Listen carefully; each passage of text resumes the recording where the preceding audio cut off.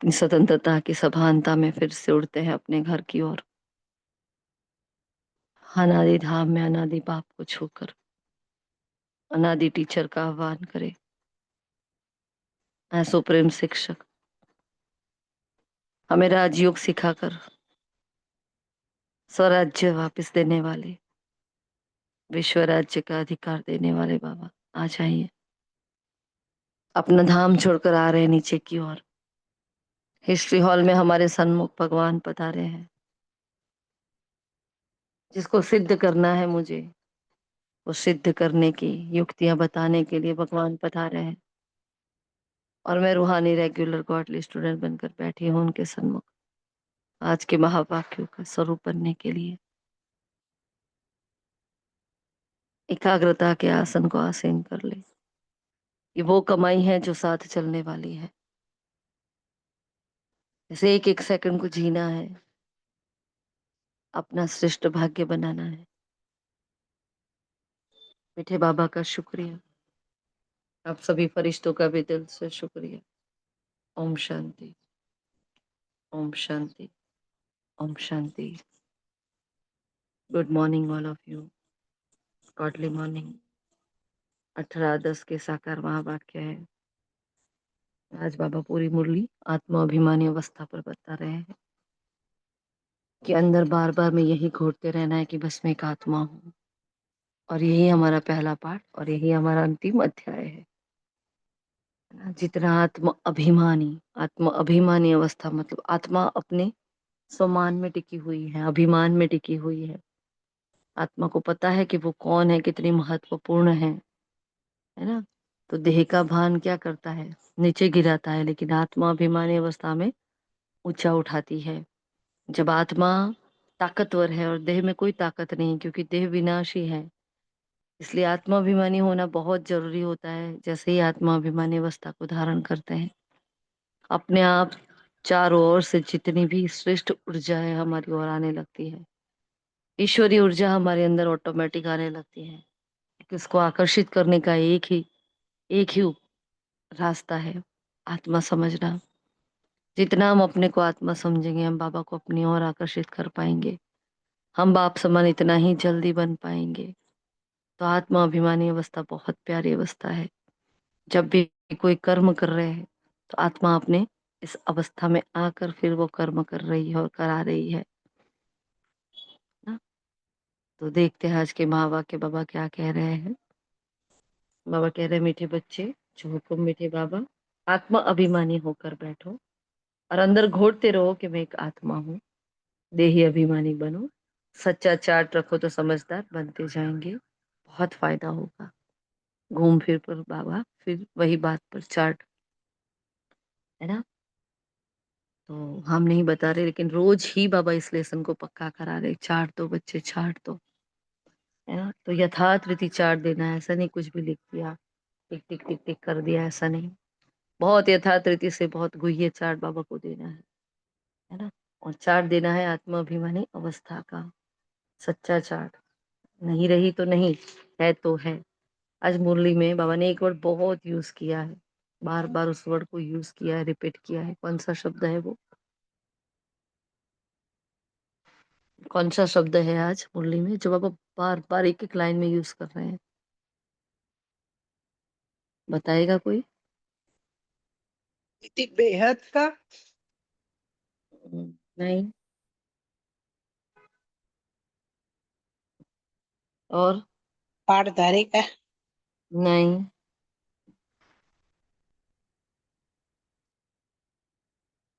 और कोई? हम्म? सबने मुरली सुनी है ना? मैं ध्यान आत्मा नहीं हूँ, है? ये घोटना है। ओम शांति। नहीं। एक वर्ड बाबा ने बहुत यूज किया है, जिसको सार में बाबा ने बताया भी है। इतनी क्लू दे दी।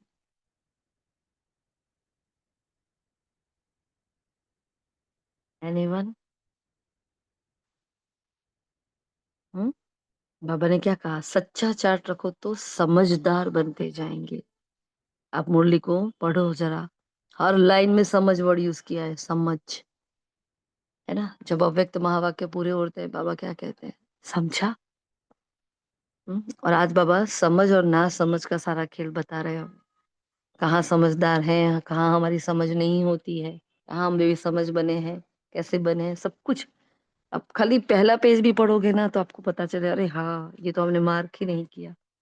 मुरली को जब पढ़ो ना तो कुछ ऐसी एक बात को पकड़ लो कि भाई बाप शब्द कितनी बार है, बेहद कितनी बार है, बाबा कौन से सब्जेक्ट से मुरली स्टार्ट कर रहे हैं। कुछ ना कुछ हमारा, इसको बोलते हैं ना टास्क, एक छोटा सा टास्क लेकर मुरली स्टार्ट करनी है, ताकि हमारा फोकस भी पूरा रहे और उस बहाने हमारी मुरली याद आ जाए। फॉर एग्जाम्पल, कल की मुरली किस पर थी?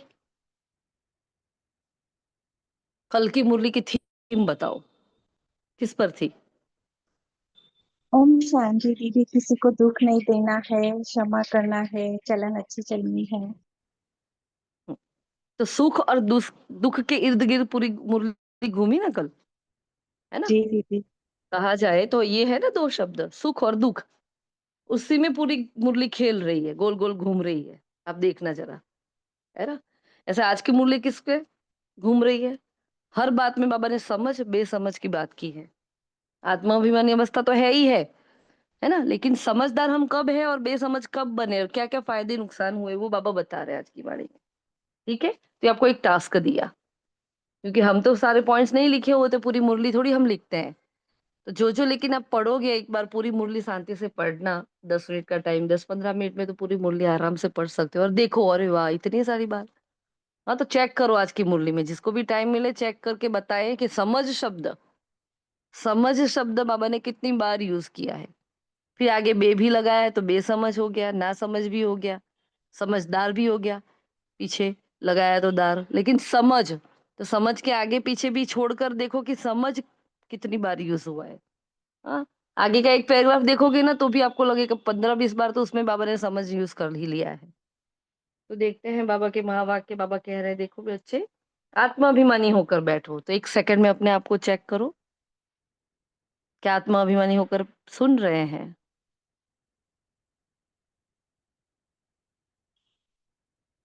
ओम शांति। हाँ, तो मैं आत्मा हूँ, देह अभिमानी, देही अभिमानी बनो, सच्चा चार्ट रखो तो समझदार बनेंगे।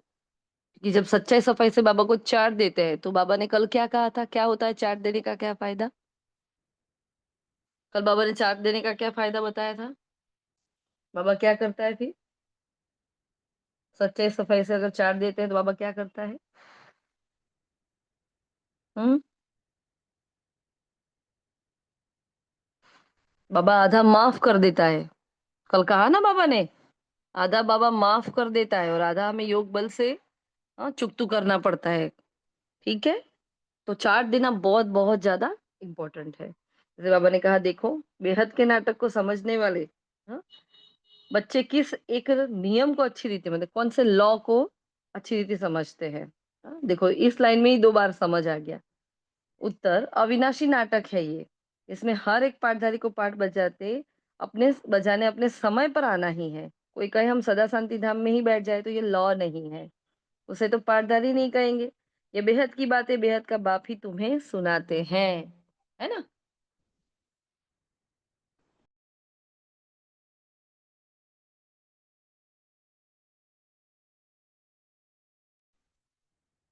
तो क्या सुनाते हैं बेहद का बाप हमें?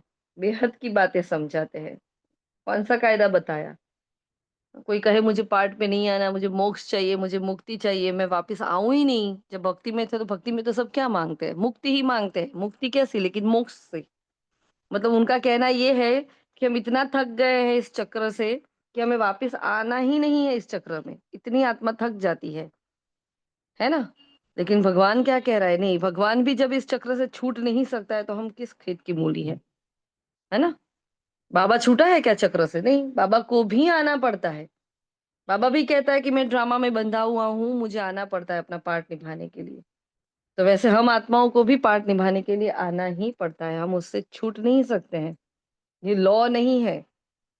जैसे स्थूल नाटक होता है, तो स्थूल नाटक में जो भी जितने भी एक्टर्स होते हैं, वो क्या होते हैं, स्टेज पर आते हैं आदि से लेकर अंत तक। जब तक ड्रामा पूरा होता है तब तक बारी बारी सब स्टेज पर आते हैं या साथ में आते हैं, है ना। किसी का 1 मिनट का भी रोल होता है और किसी का पूरे नाटक में रोल होता है। कोई झाड़ बनकर खड़ा है ना, पेड़ बनकर खड़ा है, कोई कुछ लेकर खड़ा है, कोई कुछ बनकर खड़ा है, लेकिन उसका पार्ट है स्टेज पर, तो वो स्टेज पर है। समझ रहे हो? अगर बैक स्टेज कोई खड़ा है तो उसको पार्टधारी कहेंगे क्या? नहीं, क्योंकि वो बैक स्टेज में है। वो बैक स्टेज वाला कहे कि मैं तो इसमें यहाँ एक्ट कर रहा हूँ बैक स्टेज होने की, नहीं। बैक स्टेज कोई स्टेज ही नहीं है। बैक स्टेज वाला तो क्या होता है, एक्स्ट्रा होता है, उसको तो कोई रोल निभाना ही नहीं होता, इसलिए वो पार्टधारी है ही नहीं। वैसे आत्मा शांति धाम में जाकर बैक स्टेज में बैठ नहीं सकती है। आत्मा को आना ही पड़ता है, पार्ट निभाना ही पड़ता है। वो किसी का एक जन्म का है, हमारा 84 जन्मों का है ना। भगवान के आज्ञाकारी बच्चों का 84 जन्मों का है। किसी का 17 भी है, किसी का 60 भी है, किसी का एक जन्म भी है, किसी का एक दिन का भी पार्ट है, किसी का कुछ मिनटों का ही पार्ट है। लास्ट लास्ट में आएंगे, चले जाएंगे। सबका अपना अपना पार्ट है, हर आत्मा अपना अपना पार्ट निभाने, लेकिन उसको आना ही पड़ता है। संपूर्ण परमधाम में कोई आत्मा रह नहीं सकती है ना, आना ही पड़ेगा। तो बाबा ये एक लॉ समझा रहे हैं सभी को, ठीक है। फिर बाबा आगे कह रहे हैं, देखो अपने को आत्मा समझ कर बैठो। फिर से अपने आप को चेक करो कि अब भी आत्मा थी, अब खिसक तो नहीं गई है वो। कि मैं आत्मा इस देह के द्वारा कर्म करवा रही हूँ, मैं आत्मा। तो फिर देखो कि मैं कौन सी आत्मा। फिर पूछो कहाँ से आई हूँ, कहाँ जाना है, मेरे जीवन का लक्ष्य क्या है, उस प्रमाण क्या मेरे लक्षण हैं, किस राह पर चल उठी हूँ, मैं कौन सी आत्मा। आत्मा तो हूं, लेकिन फिर मैं कौन सी आत्मा। आत्मा अभिमानी अवस्था को धारण करो, है ना। मैं शांत स्वरूप आत्मा, तो आत्मा शांति के शुद्ध अभिमान में है। आत्मा को मालूम है कि मैं शांत हूँ, वो भान है उसको। वो कहते हैं आत्मा अभिमानी अवस्था। तो करण करावन हार बनकर करा रही हूँ, करावन हार बनकर करा रही हूँ, मैं कर नहीं रही हूँ, करवा रही हूँ। मालिक बनकर करवा रही हूँ, और अपने गुण और शक्तियों को साझा कर कर बैठी हूँ कि हाँ मैं ये वाली आत्मा हूँ, है ना। तो वो स्मृति के साथ जब कर्म करते हैं कर्म क्षेत्र पर हम, तो वो हमारी आत्मा अभिमानी अवस्था होती है, और ये हमारी श्रेष्ठ अवस्था है। आत्मा जब अपने अभिमान में रहती है, अपने शुद्ध अभिमान में रहती है कि मैं कौन सी आत्मा हूँ, पावर हाउस की पावर्स को अपनी ओर आकर्षित कर लेती है। वो एनर्जी एनर्जी को खींचती है। अगर मैं पॉजिटिव हूं तो मैं पॉजिटिव एनर्जी को खींच रही हूँ, अगर मैं नेगेटिव हूं तो नेगेटिव एनर्जी को खींच रही हूँ। तो मैं अभी किसको खींच रही हूँ? सुप्रीम अथॉरिटी, सुप्रीम एनर्जी को अपनी ओर आकर्षित कर रही हूँ। जब मैं सोचती हूँ कि मैं कौन सी आत्मा हूँ, जब मैं उसको देख रही हूँ कि मैं कौन सी आत्मा हूँ, जब मैं उसको जी रही हूँ कि मैं कौन सी आत्मा हूँ, अपने प्रैक्टिकल चलन में दिखा रही हूँ कि मैं कौन सी आत्मा हूँ, तो ये सारे उसको आकर्षित करने के पैंतरे हैं, सारे उपाय, है ना। इसलिए बार बार बाबा क्या कहते हैं, आत्मा अभिमानी होकर बैठो, देह अभिमान छोड़कर बैठो। समझाया उनको जाता है जो बेसमझ होते हैं, है ना। हमने तो कुछ कुछ वाक्य लिखे, लेकिन देखो बाबा बता रहे कि हम किसको समझाते हैं। आप समझदार थे, अब नहीं रहे हो, तो जो बेसमझ हो जाता है उसी को तो समझाया जाता है। आत्मा समझती है कि मैं आत्मा अविनाशी, आत्मा अभिमानी छोड़ देह अभिमान में फंस पड़ा हूं, तो बेसमझ ठहरे ना।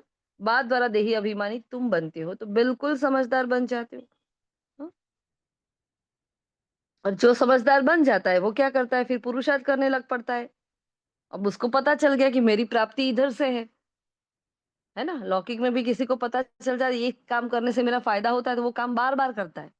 वैसे हमें पता चल गया कि जितनी बार मैं अपने को आत्मा देखूंगी मेरी कमाई होने लगती है, तो क्या करते हैं, फिर क्या करते हैं हम, आत्मा समझने का पुरुषार्थ करने लगते, कर ही रहे हैं ना हम, मेहनत कर रहे हैं ना। बाबा क्या कहते हैं, अब पुरुषार्थ करते रहते, आधा कल से बेसमझ होते होते 100% बेसमझ बन जाते हैं, 100% कैसे बेसमझ बन जाते हैं। अब समझदार बनना है, अभी समझ मिलते ही पुरुषार्थ करना है, बहुत बहुत पुरुषार्थ करना है, क्योंकि बच्चों में देवी गुण भी चाहिए ना। अब समझ लिया कि मैं एक आत्मा हूं, अब बार बार आत्मा समझने से मेरी बुद्धि का कपाट खुलता है, बार बार आत्मा समझने से मुझे सुदर्शन चक्र याद रहता है, मेरे पूरे 84 जन्मों का पाठ मुझे याद रहता है। मुझे पता चलता है कि मैं दैवी गुण की आत्मा हूं, तो ये क्रोध मेरा संस्कार नहीं है, ये कामनाएं मेरा संस्कार नहीं है, ये मांगना मेरा संस्कार नहीं है, ये फरियाद करना मेरा संस्कार नहीं है, मैं तो देने वाली आत्मा हूँ। तो वो दिव्य गुण हमारे अंदर आने लगते हैं जब मैं आत्मा अपने आत्मा अभिमानी स्टेज पर स्थित हूँ। इसलिए बार बार आत्मा समझना है। अब मैंने कहा देखो, यहाँ तो बेसमझ के बेसमझ ही है, बाप आए हैं समझदार बनाने। हाँ? तो अब माया के कारण हम बेसमझ बने हैं, हम पूज्य थे तो समझदार थे। हाँ, माया के कारण बाबा अपने बच्चों को कभी ब्लेम नहीं करता। बाबा क्या कहते हैं, माया ने तुम्हें ऐसा बना दिया। तो माया के कारण हम बेसमझ बने, हम पूज्य थे समझदार थे, हम ही पुजारी बन बेसमझ बने। या लक्ष्मी नारायण कितने समझदार थे, राज्य करते थे ततत्वम। हाँ, जैसे लक्ष्मी नारायण राज्य कैसे किया राज्य उन्होंने, जब वो समझदार बने तब उनको राज्य भाग्य सौंपा गया। वैसे तत्तम मतलब बाबा कहते तुम भी यही समझो कि मैं भी कितनी समझदार थी और मैंने भी विश्व पर राज्य किया था। देखो तत्वत्वम बहुत इंपॉर्टेंट वर्ड है हमारे लिए। भगवान कहता है तुम भी हो, वो सिर्फ अकेले नहीं। कल भी कहा था ना, सिर्फ श्री लक्ष्मी और नारायण अकेले थोड़ी राज्य करेंगे। तो हर आत्मा श्री लक्ष्मी श्री नारायण जैसी होगी, है ना, चाहे वो राजा है चाहे वो प्रजा है। मर्तबे सबके अलग होंगे, लेकिन हाँ वो दिव्य घराने की कही जाएगी, देवी कुल की कही जाएगी। कहीं ना कहीं उसकी भी मंदिरों में पूजा होगी, है ना। तो वो आत्मा तो उच्च हो गई जिसने भगवान को पहचाना है। चलो पद कोई भी मिल रहा है उसको, नंबरवार पुरुषार्थ अनुसार। तो ये बहुत समझने की बातें हैं जो बाप ही समझा सकते हैं। वो बाप ही ऊंचते ऊंच समझदार से समझदार होगा ना। हाँ? इतना ऊंचते ऊंच बाप आकर के बच्चे बच्चे कहकर कितने अच्छी अच्छी रीति समझाते हैं। बच्चे अब पावन बनना है, उसके लिए बाप एक ही दवाई देते हैं। हाँ, बाबा ने कहा कितने प्यार से अच्छे अच्छे, हाँ, इतनी सुंदरता से बाबा हमें समझा रहे हैं, मीठे बच्चे कहकर। आपको पता है ना, ये मुरलियां सारी एडिट होकर आती है हमारे पास। बाकी ओरिजिनल मुरली में बाबा जब मुरली चलाते थे और लाइन में मीठे बच्चे बोलते थे, हर लाइन में कितनी बार मीठे बच्चे मीठे बच्चे मीठे बच्चे। आप साकार बाबा की वाणी सुनना, है ना। तो दादी जानकी जी सदा विदेश में जब मुरलियां जाती थी वो बोलती थी मुझे ओरिजिनल वाली मुरली भेजो, मुझे ये वाली नहीं भेजो जिसमें बार बार मीठे बच्चे आता है। क्योंकि वो भाषणा लेना चाहती थी साकार बाबा की वहां बैठकर भी विदेश में, है ना। तो वो मीठे बच्चे वाली मुरलियां, तो बाबा ने कहा इतनी मीठी मीठी रीति से बाबा हमें समझा रहे हैं। तो सोचो कि हर लाइन में बाबा मुझे मीठी बच्ची कह रहा है, मीठी बच्ची हित्तल, हाँ, देह अभिमान छोड़कर बैठो। अच्छा मीठे बच्चे, हाँ, अपना नाम जो भी है, ठीक है, उस नाम को। और ऐसे पूरी मुरली सुनो कि हर लाइन में बाबा मुझे मीठे बच्चे कह रहा है, कितना प्यार कर रहा है। तो फिर ऐसे बाप पर प्यार नहीं आएगा क्या, ऐसा बाप याद नहीं आएगा। लेकिन ये क्या है, समय अनुसार सब एडिशन होता रहता है, एडिट होता है। और मुरलियां जो एकदम एक्यूरेट ओरिजिनल मुरली नहीं है ना। तो बाबा क्या कहते हैं देखो, प्यार से बच्चे बच्चे कहकर समझाते रहते हैं और एक ही दवाई देते हैं।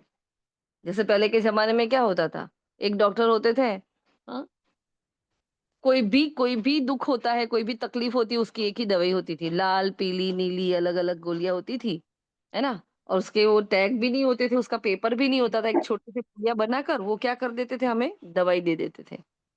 सर दर्द हो रहा है तो भी वही दवाई, पैरों में दर्द हो रहा है तो भी वही दवाई, हाँ, नींद नहीं आ रही तो भी वही दवाई। मतलब हर हर मर्ज की एक दवाई देते थे। और वो मिट भी जाता था पहले के जमाने में। हाँ, सभी ने ली होगी ऐसी पुड़िया, ली है ना सभी ने। हाँ, गांव में एक ही डॉक्टर होता था बेचारा, इकलौता। और वो ऐसी दवाई दे देता था और सब ठीक हो जाते थे। इतनी आस्था इतना विश्वास सबका होता था। ऐसे बाबा क्या कहते हैं, बाबा के पास भी एक ही दवाई है और एक ही इंजेक्शन है। अगर मैं बोलूं बाबा मुझे आत्माभिमान स्थिति में स्थित होना नहीं आता, तो भी बाबा मुझे वही इंजेक्शन दे रहा है। मैं बोलूं बाबा मुझे कर्मातीत बनना है, तो भी बाबा मुझे वही इंजेक्शन दे रहा है। मैं बोलूं बाबा मुझे सारे पापों को भस्म करना है, तो भी बाबा मुझे वही इंजेक्शन कर रहा है। मतलब मैं छोटी से छोटी बात बताऊं, मैं बोलूं बाबा मुझे कर्मों के भोग से मुक्त हो जाना है, तो भी बाबा मुझे वही इंजेक्शन दे रहे हैं, है ना। इसलिए बाबा ने कहा हर बात की क्या करते हैं बाबा, एक ही दवाई देते हैं। कौन सी? हाँ, योग। याद, योग से तुम भविष्य 21 जन्म निरोगी बन जाएंगे, तुम्हारे सब रोग दुख और खत्म हो जाएंगे, तुम मुक्ति धाम में चले जाएंगे। चार बातें बताई बाबा ने। हाँ, योग से क्या क्या होता है। तो बाबा ने कहा योग से तुम भविष्य 21 जन्म निरोगी बन जाएंगे, तुम्हारे सब रोग दुख समाप्त हो जाएंगे, तुम मुक्ति धाम में चले जाएंगे। अविनाशी सर्जन के पास एक ही दवाई है, एक ही इंजेक्शन आत्मा को आकर लगाते हैं। और पतित पने में दुख है, तभी तो बाप को पुकारते हैं। हाँ, तो बाबा क्या करते हैं, एक ही इंजेक्शन देते हैं। आज क्या करना, बार बार, हाँ, बार बार परम धाम में जाना और बाबा से इंजेक्शन लेकर आना। क्या, कौन सा इंजेक्शन लेकर आओगे बच्चे? आत्माभिमानी भव। हाँ, बार बार जाओ, मैं कौन सी आत्मा हूँ, अलग अलग भिन्न भिन्न सामान को साथ में लेकर आओ। हाँ, बाबा मुझे कौन सा सामान दे रहे हैं। हाँ, परम धाम में जाकर बैठो, बाबा को छुओ, और जैसे कि वो एक किरण से मुझे अपने अंदर, मेरे अंदर इंजेक्ट कर रहा है एक शक्ति को, मेरे अंदर इंजेक्ट कर रहा है गुण को, मेरे अंदर श्रेष्ठ स्मृति को इंजेक्ट कर रहा है बाबा। ठीक है, आज ये अभ्यास करना, याद रखना है इसको, है ना, बार बार जाना। क्या, बहुत व्यस्त है ना सभी? हाँ, इस व्यस्तता में ये वाली मजा लेना। अरे वाह, बाबा ने शांति का इंजेक्शन दिया, वाह, मैं शांत स्वरूप आत्मा हूँ, आ जाओ नीचे। है ना, पूरे विश्व में शांति फैलाती हुई आत्मा एक सेकंड में ही बाबा को छू कर आ गई, वापिस आकर बैठ गई। थोड़ी देर हुई, चलो जाओ, बाबा ने पवित्रता का इंजेक्शन दिया, वाह, पूरे विश्व में पवित्रता की किरणें फैल रही है, और मैं आत्मा नीचे की ओर आकर बैठ जाती हूँ यहाँ, संपूर्ण पवित्र आत्मा। हम्म, बार बार क्या करना, अपने आप को भिन्न भिन्न गुण शक्तियों से इंजेक्ट करवाना बाबा से। ठीक है, तो क्या हो जाएंगे, हमारे सारे रोग मिट जाएंगे, दुख खत्म हो जाएंगे। हाँ, और हम मुक्ति धाम के अधिकारी, जीवन मुक्ति धाम के अधिकारी बन जाएंगे। बाबा ने कहा पतित पने में दुख होता है ना, तो देखो, अगर आपको दुख फील हो रहा है ना, इसका मतलब है पतितपना है आत्मा के अंदर। बाबा कह रहे, देखो, सच्ची शांति वहां है जहां शरीर नहीं। बहुत इंपॉर्टेंट बात, बहुत इंपॉर्टेंट बात लगी हमें आज की मुरली में ये। वैसे बहुत जनरल बात है, सच्ची शांति वहां है जहां शरीर नहीं, मतलब परम धाम में, शांति धाम में, और उसे कहा जाता है शांति धाम। लेकिन बाबा जो कह रहे हैं ना, बच्चे आत्मा समझो, आत्मा समझो, क्यों कहते हैं?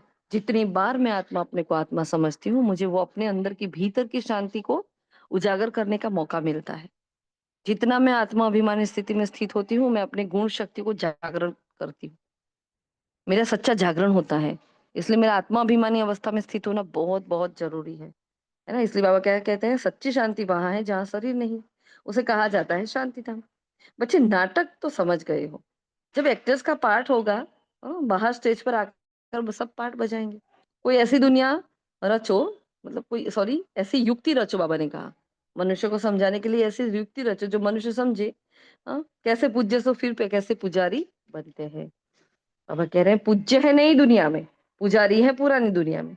पावन को पूज्य और पतित को पुजारी कहा जाता है।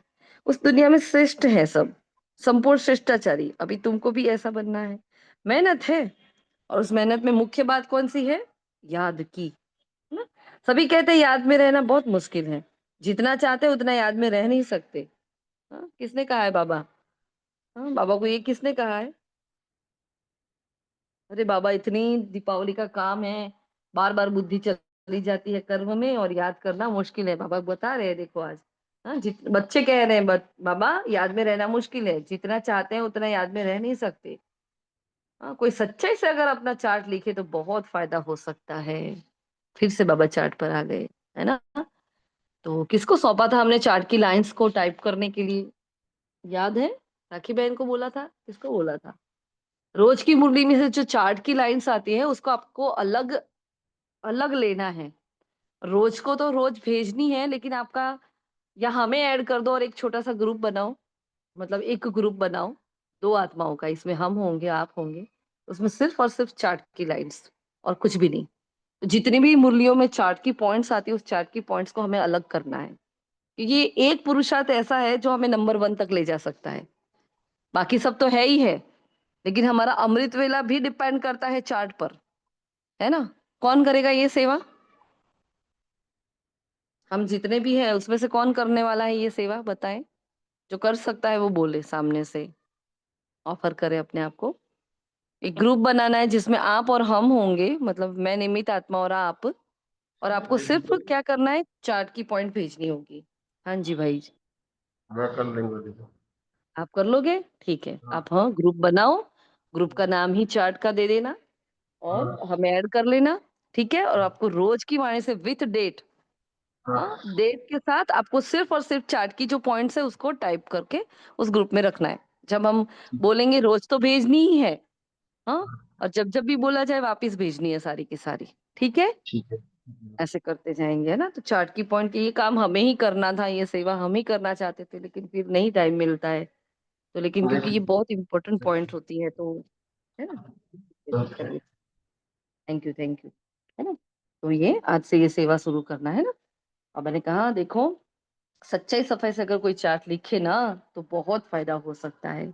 अब ये दुनिया कांटों का जंगल बन गई है। सबसे बड़ा कांटा क्या है? काम विकार का। हाँ? और काम विकार मतलब सिर्फ काम नहीं, हाँ? वो शारीरिक काम की बात नहीं कर रहे हैं बाबा। बाबा कह रहे हैं कामनाएं नहीं होनी चाहिए। अगर एक इच्छा, एक कामना मेरे अंदर बची रहती है, तो वो कामना पूरा ही विकारों का झाड़ पैदा कर सकती है। इसलिए हमारे अंदर इच्छा नहीं होना चाहिए। इच्छा मात्रम अविद्या। जब पता चल गया ये संसार पुराना है, ये खत्म होने वाला है, बाबा कहते हैं सारे रिश्ते कब्र दाखिल होने वाले हैं, कोई रहने वाला ही नहीं है ना। मैं किससे इच्छा रखूं? सबकी झोली खाली है, सब एक दूसरे से भीख मांग रहे हैं, तो मैं भी भिखारी बन जाऊंगी क्या? मुझे तो देना है, इन भिखारियों को भीख देनी है। मैं देने वाली आत्मा हूँ, मैं लेने वाली आत्मा नहीं हूँ, है ना। तो कहीं किसी भी रिश्ते में पर्सनल नहीं हो। बस मुझे देना है, मुझे देना है। छोड़ो समाज को, दुनिया वाले को, सबको छोड़ो, बस मुझे देना है। बाबा क्या कह रहा है, मुझे वो करना है।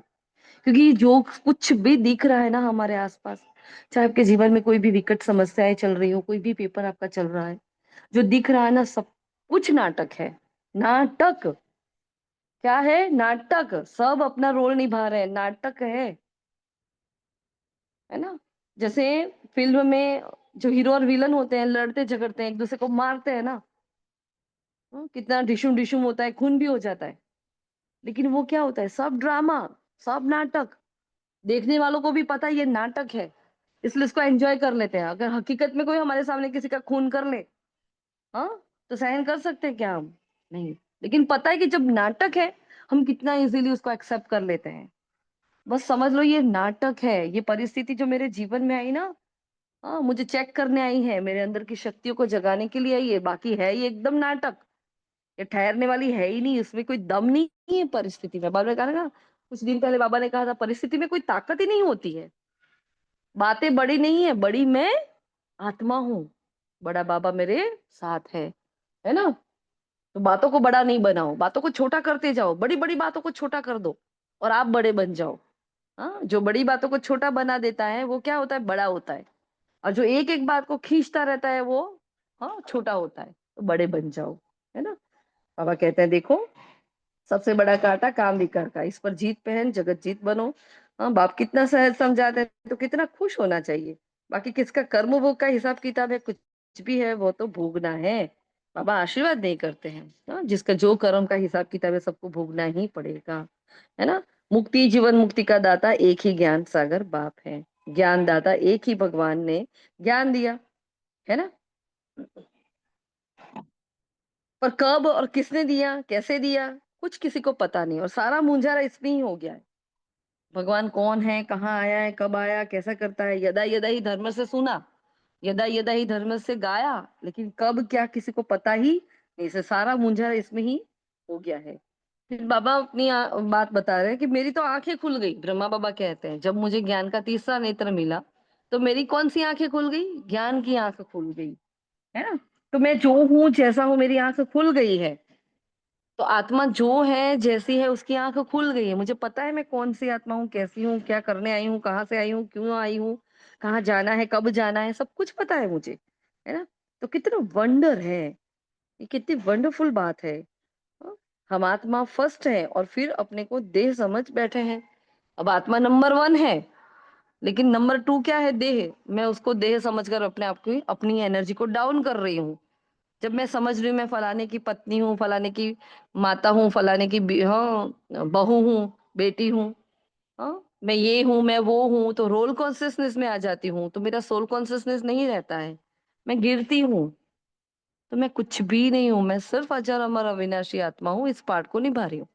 ये जो मेरे साथ हो रहा है, मेरे पार्ट के साथ हो रहा है, मेरे साथ नहीं हो रहा है। आत्मा साक्षी है, अच्छे और बुरे दोनों के कर्म के प्रभाव से मुक्त है आत्मा। ऐसे साक्षीपन की अवस्था आ जाए, जो मैं अच्छे सीन को भी और बुरे सीन दोनों को ही साक्षी बनकर एक मूवी की तरह देखूं, बड़ा सूक्ष्म पुरुषार्थ है, लेकिन ये हमें करना ही पड़ेगा, चलेगा ही नहीं, है ना। साथी और साक्षी, ये दो पुरुषार्थ आके पक्के हो गए ना, पार हो गए आप। तो अपने एक्ट को भी, अपने पार्ट को भी साक्षी होकर देखो कि मेरा पार्ट क्या कर रहा है, इस पार्ट में आत्मा क्या कर रही है ना, देखना है। बाबा ने कहा सिद्ध करो सबके आगे क्या, ज्ञान का सागर पतित पावन सर्व का सदगति दाता त्रिमूर्ति परम पिता परमात्मा शिव है। आगे भी बाबा ने अपनी महिमा बताई, आज फिर भी अभी बता रहे हैं बाबा। क्या है बाबा? ज्ञान का सागर पतित पावन सर्व का सदगति दाता त्रिमूर्ति परम पिता परमात्मा शिव है। ये सिद्ध करो।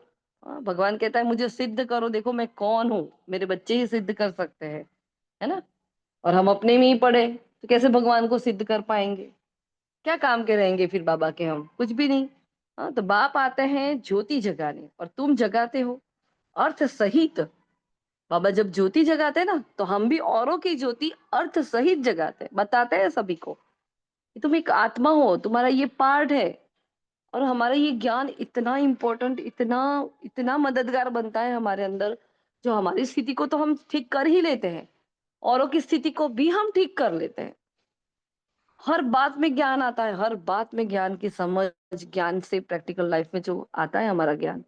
किसी से बात करते हैं तो इतना प्राउड फील होता है कि भगवान ने मुझे कर्म का सिद्धांत समझा दिया। बाबा मुझे रोज ये मुरली में जो समझाता है, बाबा ने मुझे क्या से क्या बना दिया। मैं कितनी असाधारण आत्मा हूँ, है ना। परसों क्या कहा था बाबा ने? तुम्हारी तो बात ही कुछ और है, कहा था कि नहीं? तुम सब जैसे नहीं हो, तुम्हारी तो बात ही कुछ और है। इतना सुंदर लगा ये वाक्य हमें, छोटा सा, मेरी तो बात ही और है। तो सब अपने आप को बोलो बस, मेरी तो बात ही और है, मैं सबके जैसी नहीं हूँ, जो सब कर रहे मैं नहीं कर रही हूँ। मेरी तो बात ही और है। मैं बाहर से साधारण दिख रही हूँ, लेकिन मेरी तो बात ही कुछ और है ना। बार बार नशा चढ़ाओ अपने को, क्योंकि हम अर्थ सहित सब कुछ जानते हैं, है ना। फिर बाबा ने रिद्धि सिद्धि बात वालों को भी आज याद किया कि कितना लोगों को तंग करते हैं, लेकिन इन सब बातों से तुम्हारा कोई ताल्लुक नहीं है, क्योंकि एविल सोल का प्रभाव भी है। लोग कुछ कुछ करवा लेते हैं किसी के ऊपर, दूरा धागा, ये फला वाला। ईर्ष्या बहुत है आसपास के लोगों में, किसी का सुख किसी को दिखा नहीं जाता है। तो मतलब हमें अंदाजा भी नहीं होता है कैसी कैसी आत्माएं हमारे लिए कुछ कुछ कर लेती है। लेकिन at the end of the game क्या है, क्यों कर रही है वो आत्मा भी, कोई एविल सोल का प्रभाव भी क्यों आ रहा है हमारे ऊपर? क्योंकि उस आत्मा के साथ कहीं ना कोई जन्म में हमारा हिसाब किताब बाकी रहा है। तो कभी इन भूतों से, एविल सोल से डरना नहीं है, रिद्धि सिद्धि वालों से डरना नहीं, इन सब में कभी भी उलझना नहीं है। जीवन में कोई भी खराब से खराब परिस्थिति आ जाए ना, हम तो बाबा के बच्चे बन गए, कभी भी इन आत्माओं के पास नहीं जाना। मैं ज्योतिष को दिखाऊं, मैं फलाने भुए के पास जाऊं, हाँ। भगवान सबसे बड़ा ज्योतिष बैठा है, वो उसने हमारी सारी कुंडली बता दी है, 84 जन्मों की सारी कहानी उसके पास है। उसके मिलने के बाद हमें इधर उधर कहीं भटकना नहीं है, क्योंकि अगर उनके गए ना उसके उसके सकंजे में, तो ये एक जाल इतना खतरनाक है, वो फिर हमें बाहर ही नहीं निकलने देते। उनका तो धंधा है ना ये, हाँ। तो किसी की आत्मा के प्रति कोई घृणा नफरत नहीं है, लेकिन उनका पार्ट ऐसा है। हमें दूर रहना है, हमें संभल कर रहना है, इन सब में उलझना नहीं कभी भी, और डरना तो बिल्कुल भी नहीं है ना। फिर मातेश्वरी जी के कुछ महावाक्य है, शॉर्ट में ले लेते हैं। योग से ही मुक्त होने की शक्ति मिलती है ना। तो पहले अपने को एक मुख्य पॉइंट ख्याल में अवश्य रखनी है, जब इस मनुष्य सृष्टि का झाड़ का बीज परमात्मा है, तो उस परमात्मा द्वारा जो नॉलेज प्राप्त हो रही है सब मनुष्य के लिए जरूरी है। हाँ, जब वो बीज होता है जमीन में डालते हैं, तो वो हर डाली में वो अपने आप को पहुंचा रहा है, हर डाली का सिंचन वो कर रहा है। वो कभी कोई भेदभाव नहीं रखता कि इस वाली डाली में मैं नहीं जाऊंगा, इस वाली में बहुत अच्छा है यहाँ जाऊंगा, ये वाला धर्म बहुत अच्छा है बाबा के है, मैं यहाँ चला जाऊंगा बाकी सब में नहीं जाऊंगा। ऐसा होता है क्या? नहीं। बीज होने का मतलब ही है जो सर्व का है। इसलिए मम्मा यहाँ ये समझाना चाहती है कि हर आत्मा का अपने पिता को जानने का संपूर्ण अधिकार है, अपने आप को जानने का अधिकार है ना। तो हमें सभी को नॉलेज देना पड़ेगा। पूरा झाड़ अभी खाली पड़ा है, सबको पता ही नहीं है। अभी कहा ना कि पूरा ही ये दुनिया क्या है, कांटों का जंगल। कांटों का जंगल मतलब किसी को पता ही नहीं। आप हजारों ऐसी या लाखों ऐसी आत्माएं जिनको ब्रह्मा कुमारी इसका नाम नहीं पता, है ना। अब ऐसी आत्माओं को जाकर हमें ज्ञान देना है, तो मनसा में तो देना ही देना है, लेकिन वाचा के में भी लिए जब भी चांस मिले चाहे वो सेंटर से मिल रहा है, कैसे भी मिल रहा है, आप ट्रेन में जा रहे हो, बस से जा रहे हो, कुछ भी, परिचय देना है बाबा का, है ना। तो मम्मा ये समझाना चाहते हैं कि हर आत्मा का अधिकार है ना। बाबा ने कहा देखो, भले वो इस ज्ञान को उठा भी ना सके, हमारे घराने में भी ना आवे, परंतु सबका पिता होने के कारण उनसे योग लगाने से फिर भी पवित्र अवश्य बनेंगे, मतलब जान जाएंगे तो बन जाएंगे, क्योंकि बिना पवित्र बने तो कोई ऊपर जाएगा नहीं वापस। तो इस पवित्रता के कारण अपने ही सेक्शन में पद अवश्य पाएंगे, क्योंकि अच्छा मतलब जो भी सेक्शन में है, जिस धर्म में वो जाएंगे, हाँ, तो जो जो आत्माएं अलग अलग बाबा के बच्चे बनेंगे, मतलब सिर्फ मेरा बाबा भी कहेंगे ना, तो वो अच्छा पद पाएंगे, लास्ट लास्ट में भी ऐसी आत्माएं आएगी, है ना। बाबा ने कहा, मम्मा ने कहा देखो सेक्शन में पद अवश्य पाएंगे, क्योंकि योग को तो सभी मनुष्य मानते हैं। बहुत मनुष्य ऐसे कहते हैं हमें भी मुक्ति चाहिए, मगर सजाओं से छूट मुक्त होने की शक्ति भी इस योग द्वारा मिल सकती है। हाँ? फिर अजपा जाप बता रही है मम्मा, अर्थात निरंतर ईश्वरीय याद। तो अजपा, अजपा जाप का मतलब क्या होता है? हाँ? अजपा का मतलब क्या होता है बताएं। हम्म? निरंतर याद। अजपा मतलब निरंतर याद, लेकिन अजपा मतलब जिसको जपना नहीं है। हाँ, जैसे भक्ति में राम राम राम राम राम राम करते हैं ना, हम्म, वैसे हमें जपना नहीं है, मेरा बाबा मेरा बाबा मेरा बाबा, ऐसा बोल बोल बोल नहीं करना है। बाबा को प्रत्यक्ष करना है, जो आज बाबा ने वरदान में दिया ना, प्रैक्टिकल जीवन में हमें बाबा को प्रत्यक्ष करना है ना। तो अजपा जाप मतलब सांसों सांस बुद्धि का योग, मम्मा कह रहे हैं। तो अजपा जाप, तो इसका यथार्थ अर्थ है जाप के बिगर, देखो, जाप के बिगर मतलब जाप नहीं करना है, और श्वासों श्वास अपना बुद्धि योग अपने परमपिता परमात्मा के साथ निरंतर लगाना। और ये ईश्वरीय याद श्वासों श्वास कायम चलती आती है, उस निरंतर ईश्वरीय याद को अजपा जाप कहते हैं। जो निरंतर मुझे अपनी आत्मिक स्मृति रहती है, निरंतर कोई ना कोई ज्ञान की पॉइंट का मनन चिंतन चलता रहता है, मुझे अपना पाठ याद रहता है, हाँ, मैं आत्मा डिटैच हूँ, या मुझे बाबा की याद रहती है, या मुझे अपने घर की याद रहती है, या मुझे अपने वर्षे की याद रहती है। ये सारी ही सारी बातें निरंतर याद में आ सकती हैं, सिर्फ आत्मा समझकर बाप को याद करना नहीं आता। तो ऐसे कोई ना कोई युक्ति से निरंतर बने रहना है, वो होती है सांसों सांस। और एक होता है कि मेरा अपना हर कर्म जब बाप की श्रीमत अनुसार कर रही हूँ, मेरी अपने आप निरंतर याद है। हाँ, सपोज मैं अभी बोल रही हूँ तो मुझे पता है मैं आत्मा इन मुख के द्वारा, यहाँ मेरा कोई कुछ भी नहीं है, मैं कुछ भी नहीं कर रही हूँ, कराने वाला मेरे द्वारा करवा रहा है, मैं सिर्फ और सिर्फ निमित्त हूँ, मेरे अंदर कोई मैंपन नहीं है। जब मैं इस अवस्था में ज्ञान सुना रही हूँ, तो वो मैं निमित्त बनकर सुना रही हूँ, तो मैं परमात्मा की श्रीमत अनुसार चल रही हूँ, मेरी निरंतर याद है। समझ रहे हो? तो पूरा ज्ञान भी आ गया और निरंतर याद भी हो गई। तो हर कर्म श्रीमत अनुसार करने की कोशिश करनी, मतलब निरंतर याद बनी रहती है ना। यहाँ कोई मुख से हमें मंत्र उच्चारण नहीं करने होते हैं, है ना, शब्दों से नहीं बाबा को बताना है। जहाँ अपना शब्द ही अजपा जाप है, जिसको जपने की भी जरूरत नहीं है, आंतरिक बैठ कोई मूर्ति का ध्यान भी नहीं करना, कुछ सिमरन भी नहीं करना, लेकिन खाते पीते उठते बैठते क्या करना है, याद करना है। क्योंकि सुमिरन करना, कीर्तन करना, भजन करना, ये सब तो हमारी अवस्था खत्म हो गई, ये सब तो करके आए ना हम, नौधा भक्त थे हम भगवान के, तब जाकर भगवान ने हमें यहाँ चुन कर लेकर आया। अब आगे के स्टैंडर्ड में आ गए हम, पीछे वापस थोड़ी जाएंगे। तो वो सब तो हमने कर लिया, अब हमें वो नहीं करना है ना। मम्मा ने बहुत अच्छा एग्जाम्पल दिया। जब छोटा कोई बच्चा होता है, उसको बोलो अपने बाप को याद करो, तो फोटो सामने नहीं लाना पड़ता है। आपके लौकिक माता पिता को याद करने के लिए कोई कहे तो फोटो सामने लेकर बैठते हो, हाँ, कि मैं आत्मा हूँ, उनका बच्चा हूँ, मैं उनको याद कर रहा हूँ, अच्छा मम्मी मुझे भूख लगी है, मैं मम्मी को याद कर रहा हूँ, ऐसा करते हैं क्या हम? नहीं। हाँ, कितनी सिंपल सी बात है, जब वो परम पिता परमात्मा मेरा पिता है, वो सर्व संबंध से मेरे साथ है, मैं मुझे क्यों उनको याद करने के लिए बैठना पड़े। तो हर कर्म में मुझे परमात्मा की याद चाहिए। वो मामा वो कहना चाहती है कर्मयोगी से कर्मातीत अवस्था की ओर जाना है हमें, तो कर्मयोगी बनने के लिए कह रहे हैं। तो मनसा वाचा कर्मणा बाप के सारे ऑक्यूपेशन एक्टिविटी गुणों सहित याद आता है, बस वो याद आने से ही बच्चे की भी वो एक्ट चलती है, तभी सन सोच फादर करेंगे ना।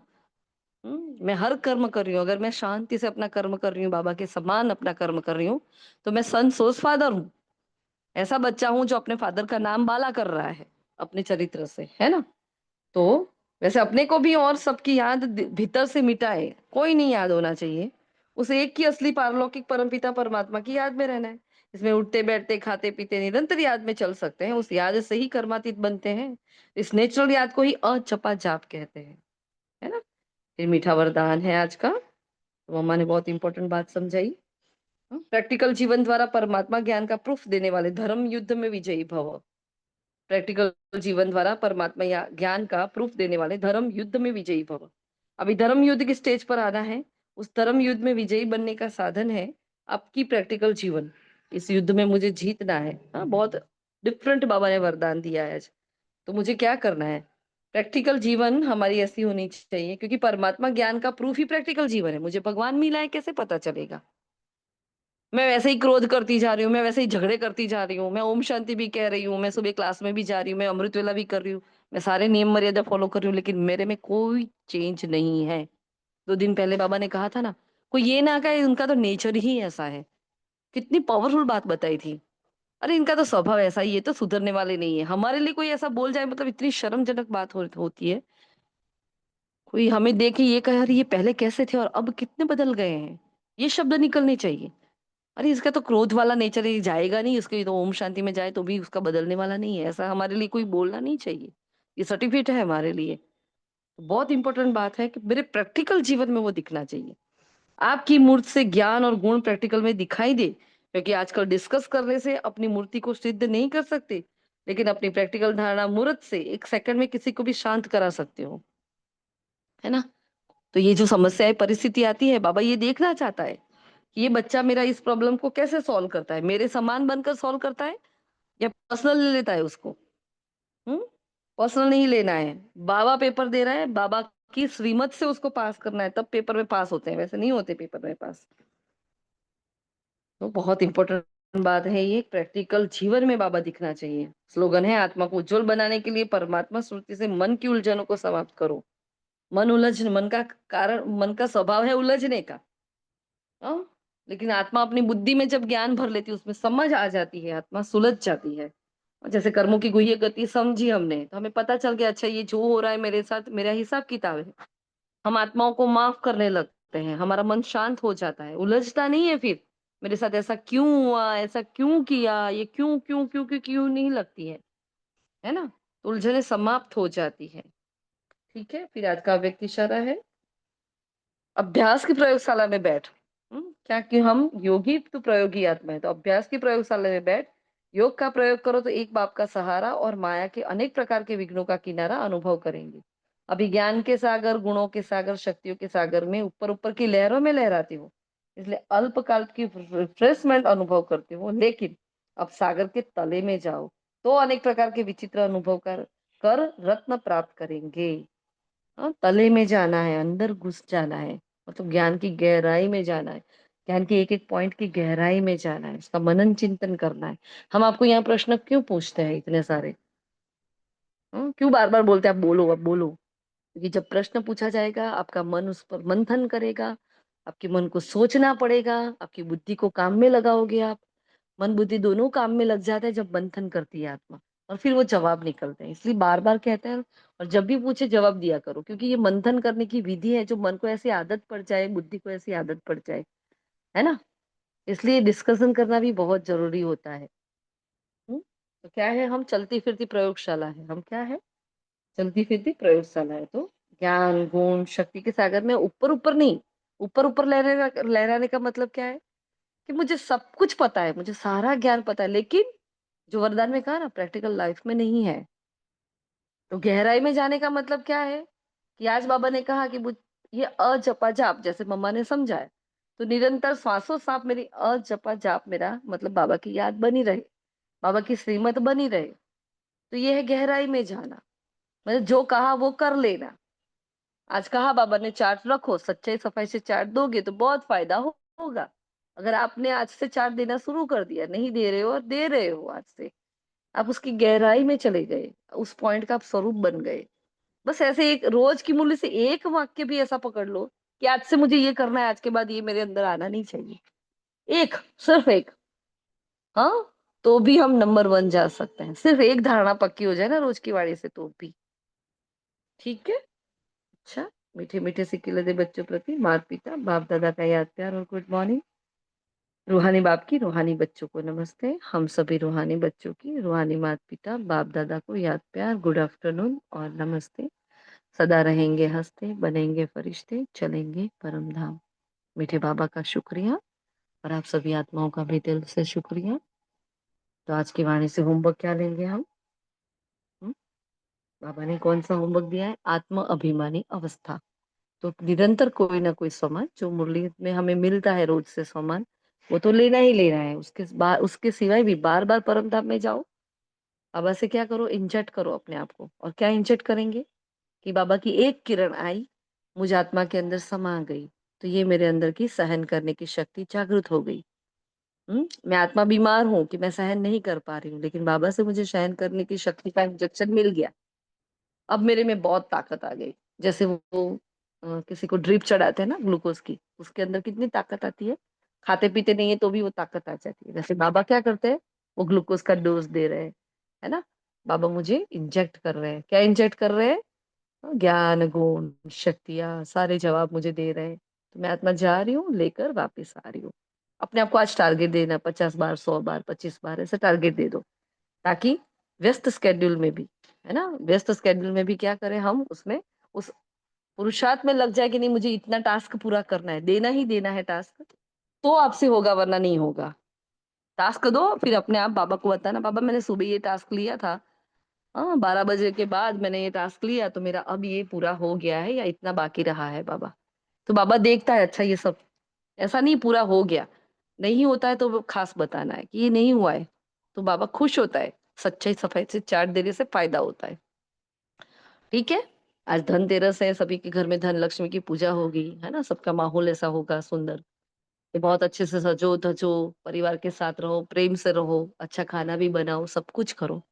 लेकिन याद रखो कि मैं धन लक्ष्मी हूँ। और अपने आप को देखते जाओ, मैं सरस्वती हूँ, मैं ही धन लक्ष्मी हूँ। जहां मेरे कदम है वहां शांति है, सुख है, प्रॉस्पेरिटी है, पीस है ना। जहां भी हूं मैं, चारों ओर मुझसे शांति के प्रेम के वाइब्रेशंस फैल रहे हैं। सबके भीतर उमंग उत्साह भर रहा है। कितना उमंग है, देखते हैं ना बाहर सबको। हाँ, तोरण लगाते हैं, घर को सजाते हैं, दिए जलाते हैं, अच्छे अच्छे कपड़े पहनते हैं। देखो वो आत्माएं हमारी यादगार है ये, है ना। हमारा बेहद का वैराग्य इन सब में उमंग उत्साह भरता है।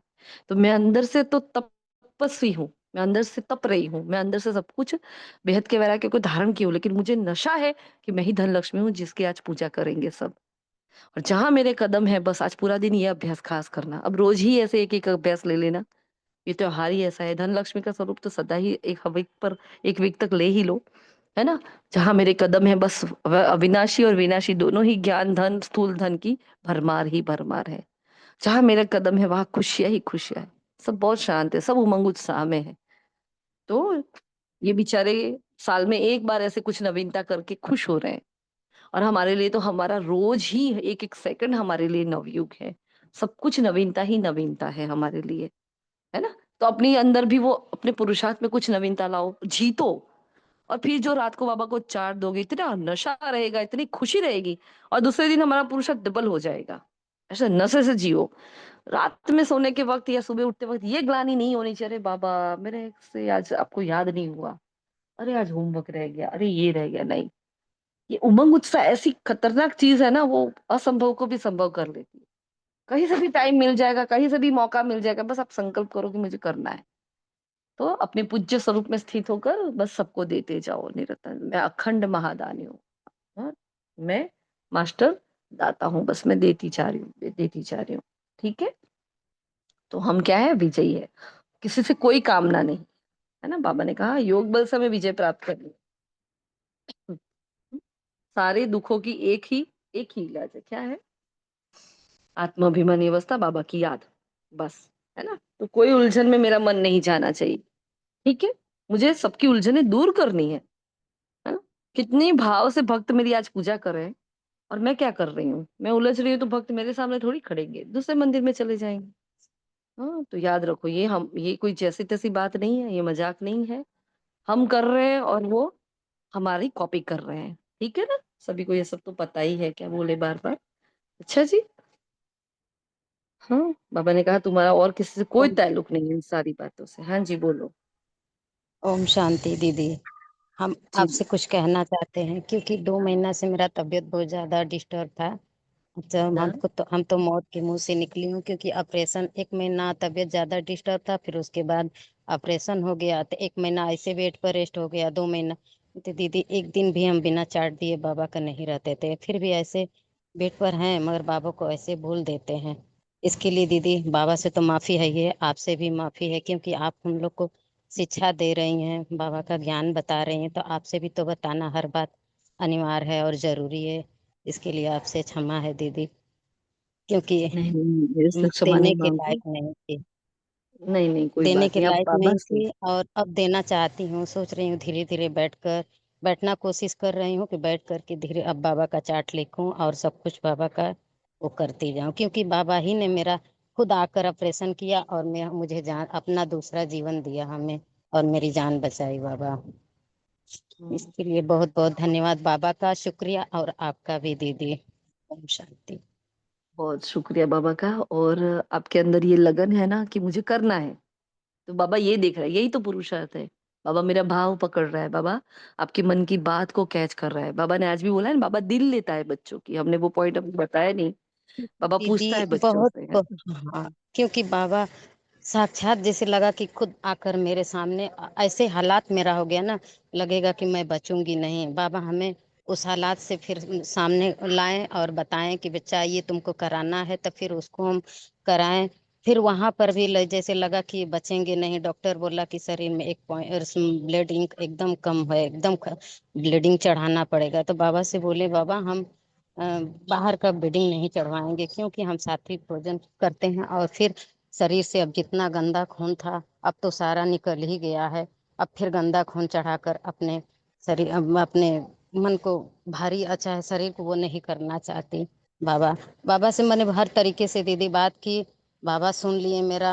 ऑपरेशन जब हो भी गया, जब ऑपरेशन रूम में गए और बाबा से बोले बाबा हम भैंस तो हरदम पहनते हैं, सोते वक्त निकालते हैं, और बैच जब हम वहाँ हम पहने थे और वहाँ पर गए तो वहाँ पे लोग साड़ी मेरा निकाल दिए, बैच साड़िए पे लगा था। और जब साड़ी निकल गया तो हम कहें बाबा तो हमारे दिल में तो है ही हैं, मगर बैच बाबा, हम बोले थे बाबा ऑपरेशन के वक्त बैच नहीं हटना चाहिए। और बैच पता ना ऐसे अजब तरीका से दीदी आ गया, जिसे लगा कि खुद बाबा आकर मतलब हम वो बैच हमको पहना रहे हैं और हमारे ऊपर डाल रहे हैं। जब वो हमारा फिर जब सुन का इंजेक्शन लग गया और बेड पर हम सोए हैं ऑपरेशन रूम में, पूरा शरीर फिर मेरा आधा तो सुन हो गया, ऊपर से फिर सब शरीर ठंडा होने लगा पैच हटने के कारण। अब फिर हम बाबा से हम हिम्मत नहीं हार रहे हैं, कह रहे हैं बाबा ऑपरेशन रूम में तो हम आ गए हैं, सब कुछ हो रहा है, तैयारी चल रहा है, आइए और अपना आप खुद मेरा ऑपरेशन करिए और और बैच भी मेरे ऊपर डालिए, क्योंकि हम आपसे कभी अलग नहीं रहे हैं और न रहते हैं। हमें बैच जरूरी है। फिर अचानक से क्या हुआ कि वो लोग डॉक्टर जो मेरे सामने अगल बगल खड़े थे, एक डॉक्टर थी, उन्हीं की वजह से वहाँ हम गए थे। तो कह रही उषा जी क्या हुआ, आपका शरीर पूरा ठंडा होने लगा, ऑपरेशन नहीं होगा तो फिर लेनी का देनी, ये बात वो बात, कुछ घबरा रही हैं, सोच रही हैं, तो बताइए। हम कहे नहीं मैम कुछ तो सोच नहीं रहा, हम अपने अंदर बात कर रहे हैं, बाबा से बात कर रहे हैं। और वो लोग मेरा हाथ पैर सब मालिश कर रहे हैं कि जल्दी गर्म हो जाए, सुन का इंजेक्शन भी लग गया, अब तो ऑपरेशन नहीं होगा तब क्या होगा। अब जैसे अब वहां पर लगा कि हम बचेंगे नहीं, फिर अचानक से एक नर्स जो है साड़ी मेरा तह लगा कर मेरे सीने पर डाल दी। अब धीरे अब वो बैच जो है मेरे सीने पर आके लगा, अब पूरा शरीर फिर गरमाने लगा। तब फिर ऑपरेशन शुरू हो गया। कहें वाह धन्यवाद हो भगवान को, लोग करने लगे कि इस मरीज का जान बच जाएगा अब। जी दीदी इसी तरह बाबा बहुत अनुभव हमारे साथ कराए हैं और हम हमारा खुद ऑपरेशन किए और हमारा जान भी बचाए। बाबा का बहुत बहुत धन्यवाद। दीदी आपका भी धन्यवाद, ऐसे बच्चों का भी जान बचाए हैं दीदी। ऐसे ऐसे कितने अनुभव, इस समय परेशानी उलझन में सावन से ही मैं चल रही हूँ और हर उलझन से बाबा हमें निकाल रहे हैं। 2 जान बचाए बाबा, हमारा और बच्चे का। इसके लिए धन्यवाद दीदी। ओम शांति। शांति। बाबा का बहुत दिल दिल से शुक्रिया। इसलिए बाबा है ना, बांधिल से बहुत प्यार करता है। हाँ, अगर आप नहीं मतलब बैठ सकते हो, कोई बात नहीं, आपको और मोबाइल में जी सोते दीदी सोते दे सकते हो तो सेंटर दे पर दो। जब दीदियां लोग आई हॉस्पिटल में हमसे मिलने के लिए, 4 दीदियां आई और देखी, बताएं दीदियां लोग से, तो बहुत बहुत आशीर्वाद दिए और कहें कि बाबा आपको निश्चय और भरोसा है, इसीलिए बाबा देखिए आपका बैच जब डलवा लिए डाल दिए तब आपका ऑपरेशन शुरू किए हैं। बताइए आपका कितना मतलब बाबा पे विश्वास है, तभी तो बाबा आपको हटने नहीं दिए, छोड़ने नहीं दिए दीदियां लोग। और बगल में एक बच्चा बहुत रो रहा था, बहुत परेशान था, डॉक्टर भी आए, इंजेक्शन लगाए, फिर भी बच्चा परेशान रो रहा था। तो दीदियां लोग गई थी तो मेरे पास बैठी थी, तो उन लोग उस बच्चे को कहीं कि ऐसा है कि थोड़ा सा आप गोद में लेकर बैठिए, जिसकी माँ थी, और उन लोग को भी बाबा दीदी दृष्टि दी। वो बच्चा तुरंत शांत हो गया। पूरे हॉस्पिटल में दीदी सबको दृष्टि दी और सब कुछ दीदी को बताएं। दीदी बहुत खुश हुई, कहीं कि चलिए बाबा करे कि आप जल्दी से ठीक हो जाए। अब इतना से इतना कर दिए तो फिर अब समझिए कि आप अच्छी ही ठीक हैं। ओम शांति दीदी। शांति। बाबा ने आपको नया जीवन दिया है ना? तो कोई बात नहीं, आप नहीं बैठ सकते तो अब सोते सोते मोबाइल से अब हम लोग जो दे रहे हैं वो चार्ट देना तो दो, वरना फिर आप ओरल ही दे दो बाबा को। बाबा मैं अभी नहीं लिख पा रही हूँ, हाँ मैं सोते सोते दे रही हूँ, लेकिन जल्दी जल्दी बैठकर फिर आपको दूंगी, है ना? मगर शरीर को संभालते हुए करना, जो भी करो पुरुषार्थ। हाँ, देखो मम्मा भी बीमार हुए थे, दादियाँ भी सारी बीमार हुई थी, लेकिन पुरुषार्थ उनका बहुत, उनकी अवस्था, हमारा पुरुषार्थ क्या है, हमारे मन की स्थिति वो डामाडोल नहीं होनी चाहिए। तो फिर अंदर से वो गिल्ट भी नहीं रखना कि मेरे से नहीं हो रहा है, क्योंकि आपकी इच्छा है और आपका शरीर अभी साथ नहीं दे रहा है और नहीं कर रहे हो, बाबा जानता है ना? आपके सच्चे दिल को बाबा जानता है, इसलिए बाबा चला रहा है। बाबा ने कहा ना एक मुरली में, म- मेरी हर मगर बच्चे के दीदी लिए रोज अलग श्रीमत बाबा है। को रोज रात को बताकर ही सोती हूँ, सब कुछ बता देती हूँ। दीदी आज मुझसे ये हुआ है, बाबा ये हुआ, ऐसे हुआ वैसे हुआ, सब कुछ बाबा को सच्चाई से बता देती हूँ दीदी। ओम शांति।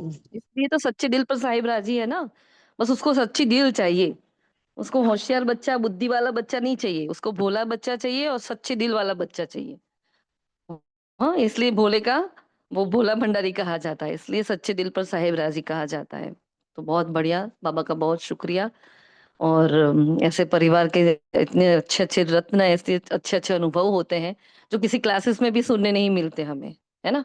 और ये अनुभव, इसलिए ये क्लास बहुत इंपॉर्टेंट बन जाती है जब माताओं के अच्छे अच्छे अनुभव होते हैं सबके इतने। तो बहुत उमंग उत्साह रहता है, चाहे बाहर दीपावली चल रही है, कुछ भी चल रही है, लेकिन हमारे लिए तो सच्ची दीपावली ही ये है। एक दूसरे को अनुभव की शक्ति से लेन देन जब हम करते हैं तो हमारा जोश, हमारा उमंग उत्साह बढ़ जाता है, बाबा के प्रति हमारी लगन बढ़ जाती है ना? तो ये एक सेवा है, अनुभव को शेयर करना एक सेवा है ना? तो जो भी कर सके वो करे, रोज ही एक एक अनुभव कोई बताए तो बहुत अच्छी बात है। हाँ, और करते रहो, आप बहुत जल्दी अच्छे हो जाओगे। हम्म, तो सभी को दीपावली की बहुत बहुत शुभकामनाएं, शुभकामनाएं हैं। आज से अपने धन लक्ष्मी के स्वरूप में सब क्या करेंगे, दीपावली मनाएंगे सबके साथ ही, है ना? खुश रहना बस, आपकी स्माइल ही क्या करेगी, सेवा करेगी। खुश खुश करो, सबको खुश करो, उनको पूजा करनी है ना, साथ में बैठकर पूजा भी करो, सब कुछ करो, किसी को नाराज नहीं करना, ठीक है? परिवार के साथ रहो, क्योंकि ये परिवार का त्योहार है। यहाँ फैमिली गैदरिंग बहुत रहता है, ये त्योहार ही ऐसा है कि फैमिली साथ में रहता है, साथ में रहो सब, ठीक है? चलिए, बाबा का शुक्रिया। मुझे कुछ कहना है। अभी हाँ जी। सबके घर में बहुत काम चल रहा है, पर हम्म। मतलब आप आपकी इतनी पावरफुल क्या कहते हैं है कि हम सब काम छोड़ के क्लास करने बैठ जाते हैं कि वो बाद में करेंगे, नहीं होगा तो देख लेंगे, पर क्लास ज़रूर अटेंड करनी है। ये आपकी विल पावर का असर है कि हम सारे बच्चे खींचे चले आते हैं आपकी क्लास में। आपका बहुत-बहुत शुक्रिया, बाबा का भी शुक्रिया कि उसने आपको भेजा कि क्लास रेगुलर हो। मुरली क्लास तो क्लास में सुनते ही हैं, पर कुछ बातें ऐसी होती है जो आपके बोलने से वो दिमाग में बैठ जाती है। और मतलब वहाँ की क्लास में क्या है, जनरल चलती है बातें, तो 1-2 बातें नहीं भी याद रहती, पर आपके जितनी भी आप हर बात में उसको ज़्यादा महत्व देके या कोई बात को ज़्यादा तूल देके कहते हैं, कोई इसको देखो, उसको करो, वैसे देखो, क्या करना है, होमवर्क क्या करना है। उससे हम हमारी भी थोड़ी शक्ति बढ़ती है और सब कुछ छोड़ के क्लास करने का मन होता है। और हम सब छोड़ के क्लास के टाइम में कभी इधर-उधर होना नहीं चाहते। ओम शांति। जी दीदी। आपकी ओम नजर है शांति। विशेषता देखने की।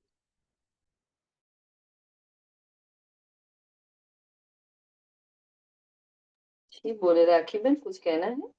नहीं जी दीदी, ये तो सही बात है, नीलिमा बहन ने जो कहा वो सही बात है। ओम शांति।